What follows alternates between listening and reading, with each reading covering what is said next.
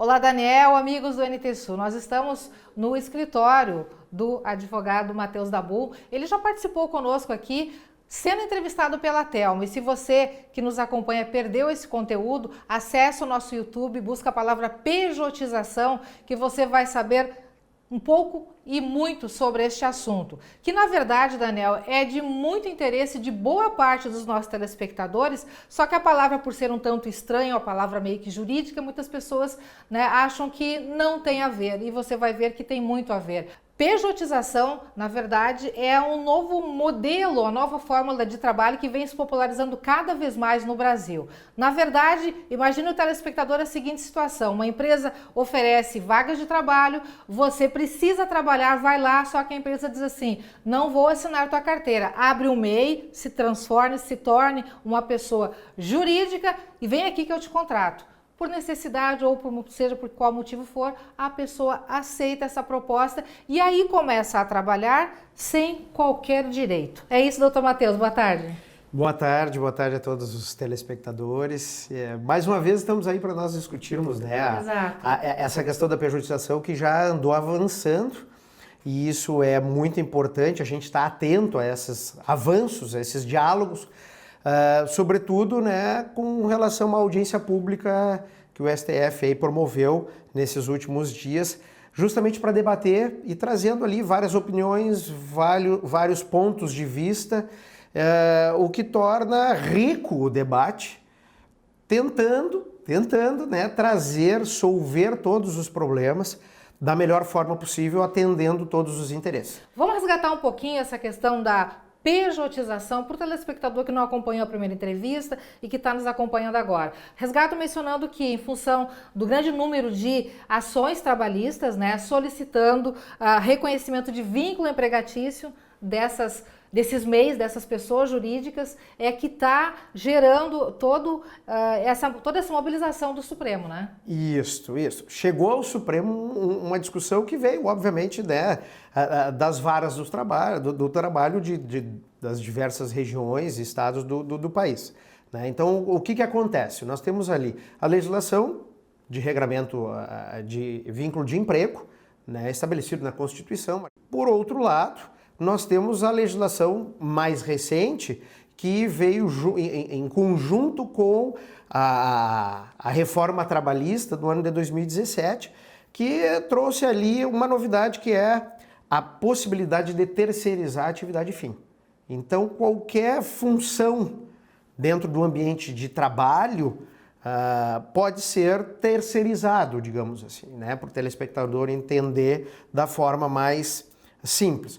De qualquer modo, a legislação, as duas estão perfeitas, acabadas, e tudo caminhando muito bem, obrigado. A questão toda é que cada uma tem um regramento. Uhum.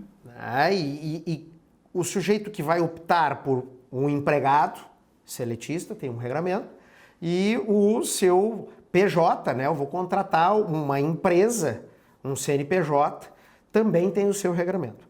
O que não pode ocorrer é o desvirtuamento de um em relação ao outro. Não posso me utilizar de uma forma, uma regra, formal, escrita, e na prática eu me utilizar de outra forma, como é o que vem acontecendo. Na teoria, contrata um CNPJ, isso. Mas na prática trata esse CNPJ como se fosse um empregado em termos de obrigações, de funções, de exigências, mas não oferece a contrapartida que são os direitos trabalhistas. Perfeito, é isso. Então, essas discussões bateram à porta do Poder Judiciário Trabalhista, que é pela Constituição, não é uma opinião de quem está aqui falando, é a atribuição do juiz do trabalho aferir aquela situação dentro dos princípios, e o mais importante nesse aspecto aí é o princípio da primazia da realidade, é o que de fato como as coisas acontecem na relação entre empregado e empregador ou tomador de serviço.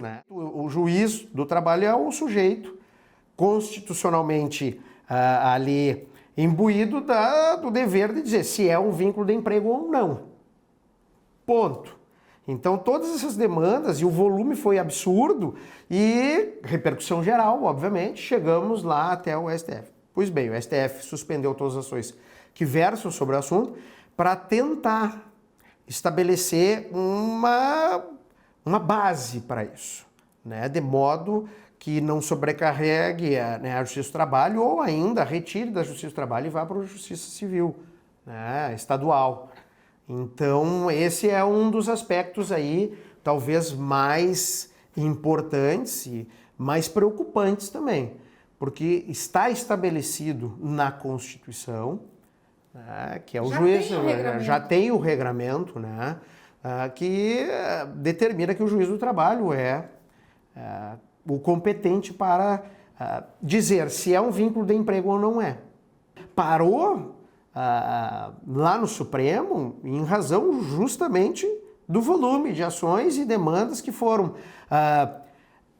derrubando, né, esses contratos inicialmente realizados de forma correta, mas que na prática agiam como se fossem empregados, né? Agia de forma completamente diversa daquilo que estava escrito, vamos dizer assim. As decisões judiciais foram vindo ao encontro do empregado, antes contratado como PJ, e isso trouxe aí essa discussão que foi parar no STF, né?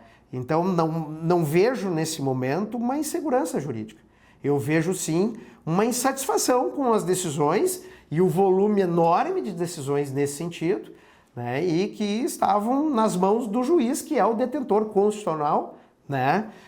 Para definir se aquilo sim era uma relação de emprego ou não. Doutor Matheus, muito telespectador deve estar nessa hora se perguntando se já existe legislação, se já existe um regramento, digamos assim, para essa situação. Onde é que está a curva disso tudo? A corda está arrebentando do lado mais fraco, essa audiência pública vai subsidiar de uma certa maneira o Supremo Tribunal para que um novo regramento aconteça ou que seja lapidado, que já está posto? Provavelmente vai ter pelo menos um texto base para guiar os juízes. Imagino, primeiro momento, imagino que vai ficar na Justiça do Trabalho. Sim. Imagino. Né? Até porque a legislação, a Constituição do nosso país determina dessa forma. Num segundo momento, imagino que vai ter um texto base que vai nortear os juízes do trabalho com aplicação obrigatória, enfim. Mas a preocupação ainda reside a partir do ponto de que nós temos uma legislação que regra ambas as situações, certo? Flexibilizar essa legislação que já está aí, já está posta, me parece, é uma opinião pessoal, que vai fragilizar o lado mais fraco, vamos dizer assim, né? E isso se reflete da forma com que nós já é histórico no país, né?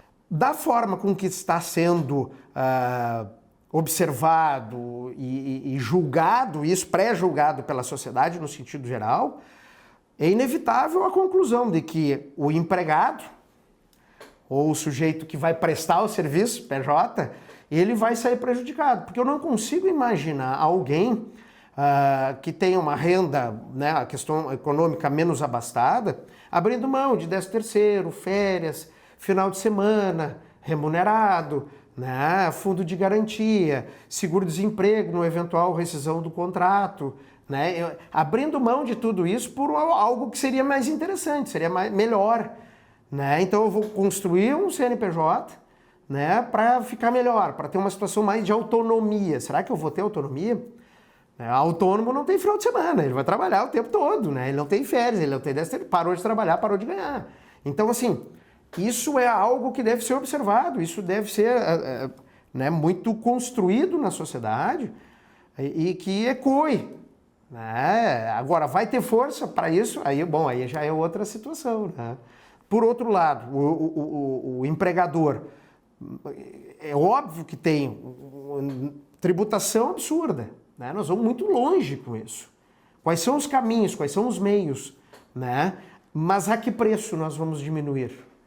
A tributação, né? A preocupação do empregador, do empresário.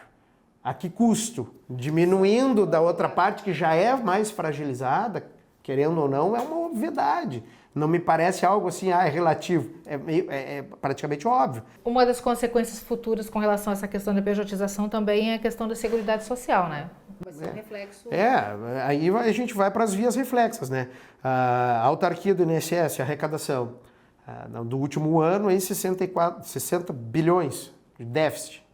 Então, aposentadoria, benefícios, isso tudo vai fragilizando. O dinheiro vai ter que vir de outras fontes, né? Fundo de garantia, depositado diretamente à Caixa Econômica Federal. Também foi em torno de 25 bilhões, né? O valor menor dos últimos anos de arrecadação, em comparação, né? Então, assim, as possibilidades de investimento, né, de abertura de crédito também vai fragilizando, vai sucumbindo de tal modo que não vai ficar só numa situação em relação diretamente ao sujeito que vai prestar o serviço, mas todo um entorno, né? Então, nós estamos aqui tratando de uma situação onde quem presta o serviço vai ficar praticamente sem amparo, para não dizer 100% sem amparo estatal.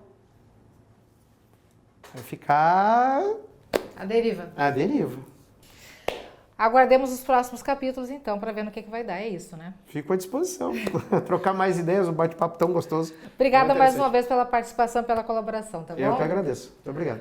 Daniel Nunes, a gente segue acompanhando essa situação, é claro, para informar nossos telespectadores. Eu volto contigo no estúdio.